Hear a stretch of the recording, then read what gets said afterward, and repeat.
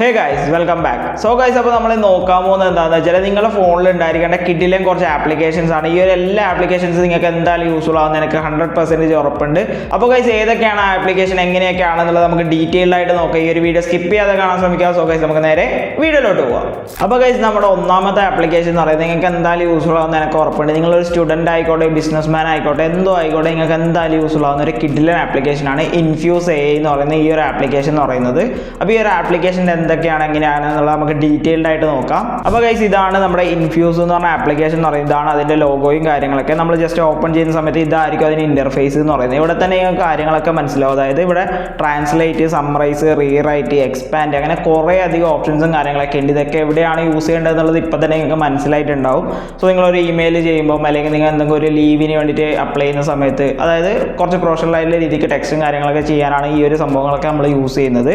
അപ്പോൾ ഇതെങ്ങനെയാണ് നമ്മുടെ ചാറ്റിലേക്ക് കൊണ്ടുവരിക എന്നുള്ളത് നോക്കാം. നമുക്കിവിടെ താഴെയായിട്ട് സ്റ്റാർട്ട് എന്ന് പറഞ്ഞ ഓപ്ഷൻ ഉണ്ട്. അത് ജസ്റ്റ് ക്ലിക്ക് ചെയ്യുന്ന സമയത്ത് ഈ ഒരു ആപ്ലിക്കേഷൻ റൺ ആവാൻ തുടങ്ങും.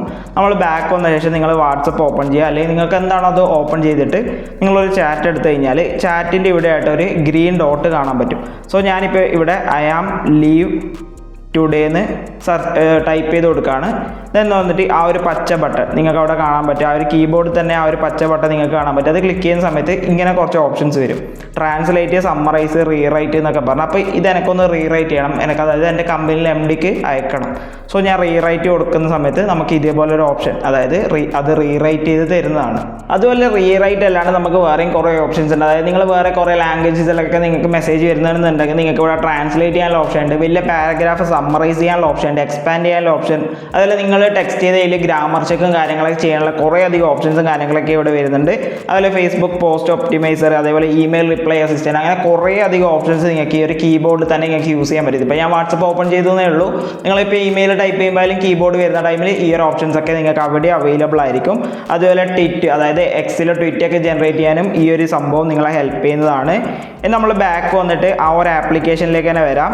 ദെൻ അഗെയിൻ നമ്മൾ ആ ഒരു ആപ്ലിക്കേഷനിൽ വരുന്ന സമയത്ത് നമുക്കിവിടെ ബോട്ട് സ്റ്റോർ എന്ന് പറഞ്ഞൊരു ഓപ്ഷൻ ഉണ്ട്. ഇവിടെ നിങ്ങൾക്ക് വേറെയും കുറേ അധികം ബോട്ടും കാര്യങ്ങളൊക്കെ നിങ്ങൾക്ക് കാണാൻ പറ്റും. അതായത് സമ്മറി കണ്ടന്റ്, റൈറ്റിംഗ് അസിസ്റ്റൻറ്റ്, അതുപോലെ എക്സ്പ്ലെയിൻ ലൈക്ക് I am 5, അങ്ങനെയൊക്കെ പറഞ്ഞ കുറേ അധികം ബോട്ട്സും കാര്യങ്ങളൊക്കെ ഉണ്ടാവും. ഇത് നിങ്ങൾ ഇതേപോലെ ക്ലിക്ക് ചെയ്ത സമയത്ത് ആഡ് ടു ബോട്ട് കൊടുക്കുന്ന സമയത്ത് നിങ്ങൾക്ക് എന്ത് ചെയ്യാൻ പറ്റും, അവിടെ ഇപ്പോൾ കുറേ സംഭവങ്ങൾ കാണിച്ചില്ലേ, അതായത് റീറൈറ്റ്, സമ്മറൈസ് എന്നൊക്കെ പറഞ്ഞ് ആ ഒരു സ്ഥലത്തേക്ക് ഈ ഒരു ഓപ്ഷനും ആഡ് ആയിട്ട് വരുന്നതാണ്. അങ്ങനെ കുറേ അധികം സംഭവങ്ങളുണ്ട് ഈ ഒരു ബോട്ട് സ്റ്റോറിൽ. പിന്നെ നിങ്ങൾക്ക് ആഡ് ബോട്ട്, നിങ്ങൾക്ക് ബോട്ടും കാര്യങ്ങളൊക്കെ ക്രിയേറ്റ് ചെയ്യാനും ആഡ് ചെയ്യാനൊക്കെ പറ്റുന്നതാണ്. ദെൻ നിങ്ങൾ ഹിസ്റ്ററിയിലേക്ക് വരുന്ന സമയത്ത് നിങ്ങൾ യൂസ് ചെയ്ത സംഭവങ്ങളൊക്കെ ഇവിടെ കാണാൻ പറ്റും. അതായത് ഞാൻ നേരത്തെ ഒന്ന് ട്രാൻസ്ലേറ്റ് ചെയ്ത് നോക്കിയിട്ടുണ്ടായിരുന്നു, അത് നിങ്ങൾക്ക് ഇവിടെ കാണാൻ പറ്റും. ദെൻ സെറ്റിങ്സിൽ വന്നു കഴിഞ്ഞാൽ ഇവിടെ കുറച്ചധികം സെറ്റിങ്സും കാര്യങ്ങളും ഒക്കെ ഉണ്ട്. അതായത് ബേസിക് ആയിട്ടുള്ള ലാംഗ്വേജ് സെലക്ട് ചെയ്യുക, അതേപോലെ തീം, അങ്ങനത്തെയൊക്കെയാണ്. പിന്നെ ഇതിൻ്റെ തന്നെ നിങ്ങൾക്ക് പ്രീമിയം യൂസ് ചെയ്യാനുള്ള ഓപ്ഷനുണ്ട്. പ്രീമിയത്തിലേക്ക് വന്നു കഴിഞ്ഞാൽ കുറച്ചും കൂടെ ഫീച്ചേഴ്സും കാര്യങ്ങളൊക്കെ നിങ്ങൾക്ക് കിട്ടുന്നതാണ്.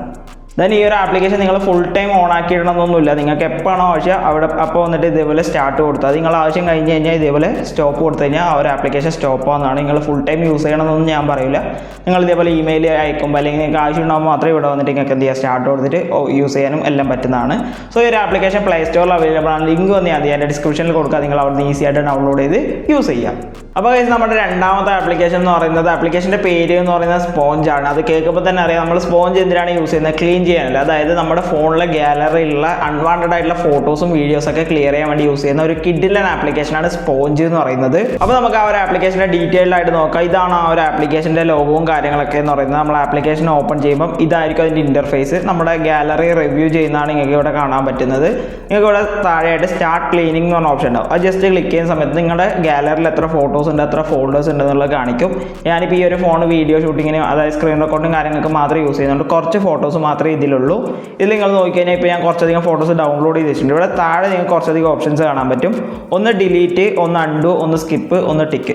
ഇതിൽ നിങ്ങൾക്ക് എങ്ങനെ ഡിലീറ്റ് ചെയ്യുക വെച്ചാൽ ഇതേപോലെ സൈഡിലേക്ക് ഇതേപോലെ സ്ക്രോൾ ചെയ്താൽ മതി. ഇത് മീൻസ് സ്വൈപ്പ് ചെയ്താൽ നിങ്ങൾക്ക് ഡിലീറ്റ് ചെയ്യാൻ പറ്റും. വളരെ കൂളായിട്ട് ഇതേപോലെ നിങ്ങൾക്ക് റിവ്യൂ ചെയ്ത് എന്ത് ചെയ്യുക, ഇതേപോലെ ഈസി ആയിട്ട് ഡിലീറ്റ് ചെയ്യുക. നിങ്ങൾക്ക് ഈ ഒരു ഫോട്ടോ ഡിലീറ്റ് ചെയ്യണമെന്നുണ്ടെങ്കിൽ എന്ത് ചെയ്യുക, സ്കിപ്പ് ചെയ്യുക. ദെൻ അടുത്ത ഡിലീറ്റ് ചെയ്യണമെന്നുണ്ടെങ്കിൽ ഡിലീറ്റ് ചെയ്യുക. ദെൻ ഇതേപോലെ സ്കിപ്പും അങ്ങനത്തെ സംഭവങ്ങളൊക്കെ ചെയ്ത് കഴിഞ്ഞാൽ ഇതേപോലെ കാണിക്കും. ഇത്രയും ഫോട്ടോ ആണ് നമ്മൾ ഡിലീറ്റ് ചെയ്തിട്ടുള്ളത്. ഇത് നിങ്ങൾക്ക് പെർമനൻ്റ് ഡിലീറ്റ് ചെയ്യണമെന്നുണ്ടെങ്കിൽ ഇതേപോലെ ഇവിടെ ഡിലീറ്റ് ഫോർ എവർ എന്ന് കൊടുക്കുക. അല്ല ഡിസൈഡ് ലേറ്റർ എന്നാണെങ്കിൽ പിന്നെ ഡിലീറ്റ് ചെയ്യണമെന്നുണ്ടെങ്കിൽ പിന്നെയും ഡിലീറ്റ് ചെയ്യാം. നിങ്ങൾ ഈ ഒരു ആപ്ലിക്കേഷൻ ആപ്ലിക്കേഷൻ്റെ ഫസ്റ്റത്തെ ഇൻ്റർഫേസിലേക്ക് വന്നു കഴിഞ്ഞാൽ ഇവിടെ 3 ലൈൻ ഉണ്ട്. അവിടെ വന്നു കഴിഞ്ഞാൽ ഹിസ്റ്ററിയിൽ പോയി കഴിഞ്ഞാൽ നിങ്ങൾക്ക് ഇവിടെ കുറച്ചധികം ഓപ്ഷൻസും കാര്യങ്ങളൊക്കെ ഉണ്ട്. നിങ്ങൾ ഡിലീറ്റ് ചെയ്ത ഫോട്ടോസ്, ഞാൻ നേരത്തെ ഡിലീറ്റ് ചെയ്തിട്ടില്ല. ഇവിടെ നിങ്ങൾക്ക് ഞാൻ കണ്ടില്ലേ റിവ്യൂ പിന്നെയാണ് ഡിസൈഡ് ചെയ്യാന്ന് പറഞ്ഞിട്ടുള്ളത്. ഇവിടെ നിങ്ങൾക്ക് ഡിലീറ്റ് ചെയ്ത ഫോട്ടോസും കാര്യങ്ങളൊക്കെ നിങ്ങൾക്ക് ഇവിടെ കാണാൻ പറ്റും.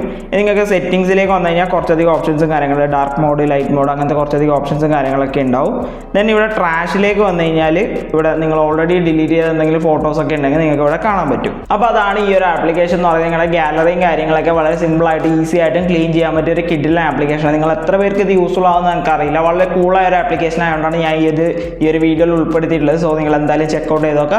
ഈ ഒരു ആപ്ലിക്കേഷൻ വന്നത് പ്ലേ സ്റ്റോറിൽ അവൈലബിൾ ആണ്. ലിങ്ക് വന്ന് ഞാൻ ഡിസ്ക്രിപ്ഷനിൽ കൊടുക്കാം. So check it out. അപ്പോൾ ഈ ഒരു വീഡിയോ ഇനി നിങ്ങൾ ലൈക്ക് ചെയ്തില്ല എന്നുണ്ടെങ്കിൽ ഇപ്പോൾ തന്നെ ലൈക്ക് ചെയ്യുക, തൊട്ടടുത്തുള്ള സബ്സ്ക്രൈബ് ബട്ടനോട് ക്ലിക്ക് ചെയ്യുക. അപ്പോൾ ഗൈസ് നമ്മുടെ മൂന്നാമത്തെ ആപ്ലിക്കേഷൻ എന്ന് പറയുന്നത് ഒരു ഫയൽ എക്സ്പ്ലോറർ ആണ്. അതായത് നമ്മുടെ ചില ഫോൺസിലൊന്നും പ്രോപ്പറായിട്ട് ഒരു ഫയൽ എക്സ്പ്ലോററോ കാര്യങ്ങളോ ഒന്നും ഉണ്ടാവില്ല. അതായത് നമുക്ക് ഓർഗനൈസ് ആയിട്ട് കാര്യങ്ങൾ ചെയ്യാനും വേണ്ടിയിട്ട് ഒരു പ്രോപ്പർ ആയിട്ടുള്ള ഒരു ഫയൽ ഓർഗനൈസർ നമുക്ക് ഉണ്ടാവില്ല. സോ പ്ലേ സ്റ്റോറിൽ തന്നെ ഒരു കിഡിലെ ആപ്ലിക്കേഷനാണ് റൈറ്റ് ഫയൽസ് എന്ന് പറയുന്നത്. അപ്പോൾ ഇതാണ് നമ്മുടെ ആപ്ലിക്കേഷൻ എന്ന് പറയുന്നത്. ഫയൽസ് എന്നാണ് ഉണ്ടാവില്ല, റൈറ്റ് ഫയൽസ് എന്നാണ് പ്ലേ സ്റ്റോറിലെ പേര്. നമുക്ക് ഐക്കൺസിൽ ഫയൽസ് ഉണ്ടാവും. ഇതാണ് അതിൻ്റെ കാര്യങ്ങളൊക്കെ എന്നാണ് പറയുന്നത്. നമ്മളിത് ഓപ്പൺ ചെയ്യുമ്പോൾ ഇതായിരിക്കും അതിൻ്റെ ഇൻ്റർഫേസ് എന്ന് പറയുന്നത്. ഇവിടെ വളരെ ഓർഗനൈസ്ഡ് ആയിട്ട്, അതായത് ഇപ്പോൾ ഇതിൽ ഇൻറ്റേർണൽ മെമ്മറി മാത്രമേ ഉള്ളൂ. ഇവിടെ ഇൻറ്റേർണൽ എഴുതി കാണിച്ചിട്ട് നമ്മൾ എന്തെല്ലാം ഫയൽസ് ആണോ ഉള്ളത് അതൊക്കെ നിങ്ങൾക്ക് ഇവിടെ എന്ത് ചെയ്യാൻ പറ്റും, കാണാൻ പറ്റും. നിങ്ങൾക്ക് ഫോൾഡേഴ്സ് ക്രിയേറ്റ് ചെയ്യണമെന്നുണ്ടെങ്കിൽ ഫോൾഡേഴ്സ് ക്രിയേറ്റ് ചെയ്യാൻ പറ്റും. അതുപോലെ നിങ്ങൾക്ക് സ്റ്റോറേജും കാര്യങ്ങളൊക്കെ ഇവിടെ നിങ്ങൾക്ക് അനലൈസ് ചെയ്യാനും കാര്യങ്ങളൊക്കെ പറ്റുന്നതാണ്. നിങ്ങളുടെ ആപ്സ്, അതേപോലെ ഇമേജസ്, എത്ര സ്റ്റോറേജ്, ഇതിലധികം വീഡിയോസാണ് ഉള്ളത്. വീഡിയോസ് വന്ന് 1.8 GB ഉണ്ട്. അതൊക്കെ നിങ്ങൾക്ക് ഇവിടുന്ന് നോക്കാനും പറ്റും. ഏറ്റവും കൂടുതൽ ഹൈ ആയിട്ടുള്ള വീഡിയോസ് ഏതാണ്, ലോ ആയിട്ടുള്ള വീഡിയോസ് ഏതാണ്, നിങ്ങൾക്ക് ഇവിടുന്ന് ഡിലീറ്റ് ചെയ്യാനുള്ള ഓപ്ഷൻസും കാര്യങ്ങളൊക്കെ ഉണ്ട്. ഈ ഒരു ആപ്ലിക്കേഷൻ എന്ന് പറയുന്നത് കുറേ അധികം ഫോൺസിലൊന്നും ഇത്രയധികം ഓർഗനൈസ്ഡ് ആയിട്ടുള്ള ഒരു ഫയൽ ഓർഗനൈസർ, ഒരു ഫയൽസിൻ്റെ ആപ്ലിക്കേഷൻ ഉണ്ടാവില്ല. സോ നിങ്ങൾക്ക് എന്തായാലും യൂസ്ഫുൾ ആയിരിക്കും. ഇവിടെ ഈ ഒരു 3 ഡോട്ട് ക്ലിക്ക് ചെയ്ത് കഴിഞ്ഞാൽ നിങ്ങൾക്ക് സോർട്ട് ബൈ എന്നൊക്കെ പറഞ്ഞ് കുറേ അധികം ഓപ്ഷൻസ് ഉണ്ട്. സോർട്ട് ബൈ എന്ന് പറഞ്ഞാൽ അറിയില്ല, അതായത് ഒന്നുകിൽ നെയിം അനുസരിച്ച് അല്ലെങ്കിൽ സൈസ് അനുസരിച്ച് നിങ്ങൾക്ക് സോർട്ട് ചെയ്യാൻ പറ്റും. പിന്നെ നിങ്ങൾക്ക് ഇല്ല ഓപ്ഷൻസ് എന്ന് പറഞ്ഞാൽ ടെമ്പററി ഷോ ഹിഡൻ, അങ്ങനത്തെ കുറച്ചധികം ഓപ്ഷൻസും കാര്യങ്ങളൊക്കെ ഉണ്ട്. സെറ്റിംഗ്സിലേക്ക് വന്നു കഴിഞ്ഞാൽ കളർ കസ്റ്റമൈസ് ചെയ്യാനുള്ള ഓപ്ഷൻ, അതേപോലെ മെറ്റീരിയൽ ഡിസൈൻ അങ്ങനെയൊക്കെ പറഞ്ഞാൽ അതായത് നമുക്ക് കസ്റ്റമൈസ് ചെയ്യാനുള്ള കുറേ അധികം ഓപ്ഷൻസും കാര്യങ്ങളൊക്കെ ഈ ഒരു ആപ്ലിക്കേഷനിൽ വരുന്നുണ്ട്. ഇനി നമ്മൾ നോക്കുകയാണെന്നുണ്ടെങ്കിൽ നിങ്ങൾക്ക് ഇപ്പോൾ ഏതെങ്കിലും ഒരു ഫയൽ കോപ്പി ചെയ്യണം അല്ലെങ്കിൽ ഡിലീറ്റ് ചെയ്യണം, മൂവ് ചെയ്യണം എന്നൊക്കെ ഉണ്ടെങ്കിൽ നമ്മൾ ആ ഒരു ലെയർ ഇതേപോലെ സെലക്ട് ചെയ്ത് പിടിച്ച് കഴിഞ്ഞാൽ ഡിലീറ്റ് ചെയ്യാനുള്ള ഓപ്ഷൻ ഉണ്ട്. അതേപോലെ കോപ്പി ചെയ്യാനുള്ള അങ്ങനത്തെ കുറച്ചധികം ഓപ്ഷൻസും കാര്യങ്ങളൊക്കെ ഇവിടെ കൊടുത്തിട്ടുണ്ട്. നിങ്ങളിവിടെ വന്നു കഴിഞ്ഞാൽ ഈ ഒരു 3 ഡോട്ട് ക്ലിക്ക് ചെയ്ത് കഴിഞ്ഞാൽ ആ ഒരു ഫയലിൻ്റെ പ്രോപ്പർട്ടീസും കാര്യങ്ങളൊക്കെ നിങ്ങൾക്ക് കാണാൻ പറ്റും. അതുപോലെ റീനെയിം ചെയ്യാനുള്ള ഓപ്ഷൻ, അതായത് നമ്മൾ നോർമലി ഫയൽസിൽ ഉണ്ടാകുന്ന ഓപ്ഷൻസും കാര്യങ്ങളൊക്കെ നിങ്ങൾക്ക് ഒരു എക്സ്ട്രാ ഒരു ആപ്ലിക്കേഷനിൽ, അതായത് പ്ലേ സ്റ്റോറിൽ തന്നെയുള്ള ഒരു ആപ്ലിക്കേഷനിൽ നിങ്ങൾക്ക് ഈസി ആയിട്ട് നിങ്ങളുടെ ഫോണിലേക്ക് കൊണ്ടുവരാൻ പറ്റും.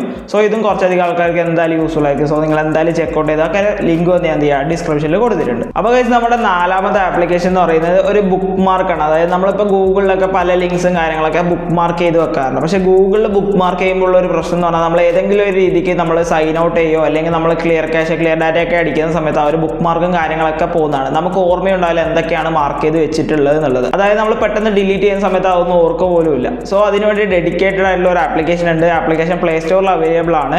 അപ്പോൾ ആപ്ലിക്കേഷൻ്റെ പേര് എന്ന് പറയുന്നത് പിക്സൽ ബുക്ക് മാർക്ക് എന്നാണ്. ഇതാണ് ആ ഒരു ആപ്ലിക്കേഷൻ എന്ന് പറയുന്നത്. ഓപ്പൺ ചെയ്യുമ്പോൾ ഇതായിരിക്കും അതിൻ്റെ ഇൻ്റർഫേസ് എന്ന് പറയുന്നത്. ഇവിടെ ഇപ്പോൾ ഞാൻ ഫേസ്ബുക്കിനെ നിങ്ങൾക്ക് കാണിച്ചു തരാൻ വേണ്ടി ജസ്റ്റ് ഇവിടെ ആഡ് ചെയ്ത് വെച്ചിട്ടുള്ളതാണ്. നിങ്ങൾക്ക് ഇനി വേറെ ആഡ് ചെയ്യണമെന്നുണ്ടെങ്കിൽ create your first collection organise book mark പറഞ്ഞ ഓപ്ഷൻ ഉണ്ട്. അത് ജസ്റ്റ് ക്ലിക്ക് ചെയ്യുന്ന സമയത്ത് ഇതുപോലൊരു ഓപ്ഷൻ വരും.